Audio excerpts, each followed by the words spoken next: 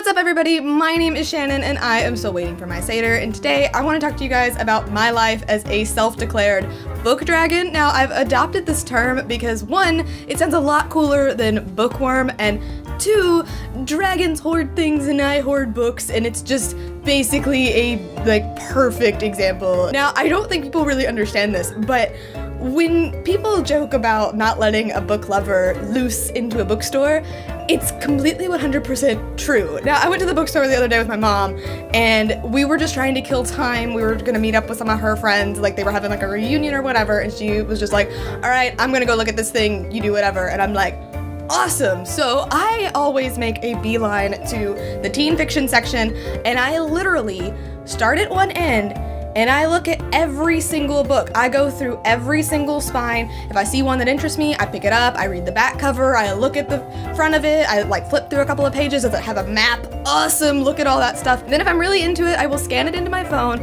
on my Goodreads app so that I can save it for later, mark it as want to read, and I'll look through a couple of reviews. If the reviews are really bad and I am not super into it, then I'll put it back. But if the reviews are good and I'm into it, then I will carry it around with me. Now this results in eventually me sitting on the floor holding a bunch of books just in my arms, furiously scanning books into my phone. And my mom is always like, I lost you, I couldn't find you in this bookstore. I'm like, how could you lose me? I've been in this one aisle the entire time, in agony over all of these books. And what'll happen is I'll go into the bookstore and I'm like, okay, you have this stack of to-read books, you're only allowed to buy one. And I'm pretty good at sticking to that rule, but normally I'm like, you're not buying anything, but I know that I'm gonna buy something.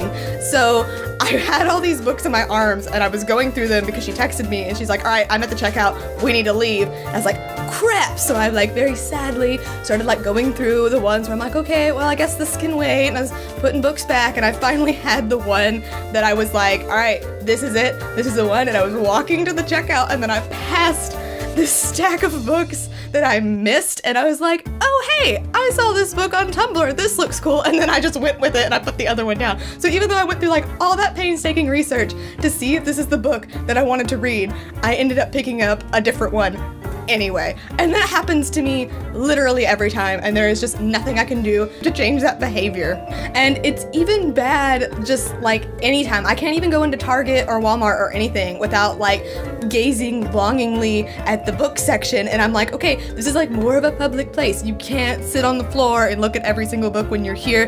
Those aren't as bad though, because normally most of the books that they have at Target I've already read, or I already know enough about, or I'm just not interested in. So it's not nearly as bad as the bookstore, but it's still pretty bad. It's still a problem. And I also have a problem when I'm at the bookstore not recommending books to other people. Now, I am very shy. I am an introvert. I don't like to talk to people. However, if you bring up something that I know a lot about, it takes a lot of willpower for me not to butt into your conversation and share my expertise with you. An example of this is that I was at a bookstore, I was sitting on the floor going through books, like I do, and this mom and her son were having this in-depth conversation about The Maze Runner, and she was trying to get him to read The Maze Runner. She's like, oh, I think it's like Hunger Games, I think you'd probably like it. They didn't know anything about it. She was just going off, and he's like, I don't know, Mom, I don't really know if I want to read this. I think it's a movie, I'll probably just watch the movie. And they were going on and back and forth. And I have some strong feelings about The Maze Runner, and I couldn't help it. I just looked over at them, and I'm like, you don't need to read The Maze Runner, just watch the movie. The movie is way better, which is something that I don't normally say, but in the case of The Maze Runner, it's true, and I will fight you on it. But they just looked at me with this horror, who are you? Why are you on the floor? Leave us alone. And they just left. They didn't say a word to me, and I'm like, fine, I just saved you $10. You didn't buy that book anyway, and that's probably because you were listening to me. But then they came back, and I don't know exactly why they came back because they weren't saying anything, but I was still there. I'd moved down a little bit, I'd made some progress, but they came back and then they immediately left, and I'm like, I'm sorry, I'm not normally like this. I just couldn't help it. The words were just coming out of my mouth, and I'm like, I know a lot about books. I could help you. I could recommend other things, but they just didn't want to hear it. Another thing is that if I'm on my phone, I'm likely on Pinterest or on Tumblr or something, But often I'm going through my online library, looking at audiobooks, just seeing what's new and what I might want to read. And even if it's not available, I will either put it on hold or I will put it on my wish list so that whenever I go onto my app, if I have something to read, then great. But if I don't, I go through my wish list to see what's available, because half the time my holds are never up. So things will just like go to my wish list and die, because half the time those things are never available either. But I'm just like, I can't help it. I'm completely obsessed. I just have to keep constantly looking at things, constantly saying like, I have to have reading material. If I don't, I'll probably die. And that's probably also why I read so many books at one time. I used to hate that. I used to never read more than one book at a time. I was always like, no, I don't understand how you can do this.